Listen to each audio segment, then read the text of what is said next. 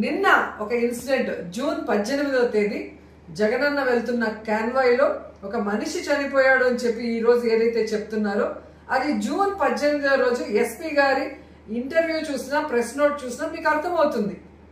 జగన్ గారి కాన్వాయ్కి సంబంధం లేదు. జగన్ గారి కాన్వాయ్ ముందు ఒక ప్రైవేటు వెహికల్ అతనికి గుద్దింది అని చెప్పి ఆ వెహికల్ నంబర్ కూడా చెప్పి ఆ వెహికల్ ఎవరిదో వారి పేరు మీద కేసు కూడా రిజిస్టర్ చేయడం జరిగింది.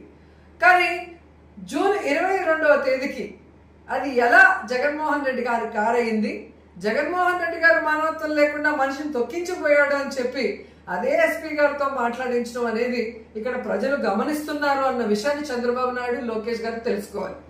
ఎందుకంటే తిరుమలలో కూడా మనం చూసాం, నెయ్యిలో ఏ కల్తీ జరగలేదని ఈవో గారు చెప్పిన దానికి 4 రోజుల తర్వాత మళ్ళీ చంద్రబాబు నాయుడు గారు బలవంతంగా ఏదో ఉంది అని చెప్పించినప్పుడు ప్రజలందరూ అర్థం చేసుకున్నారు చంద్రబాబు నాయుడు గారి కుట్ర.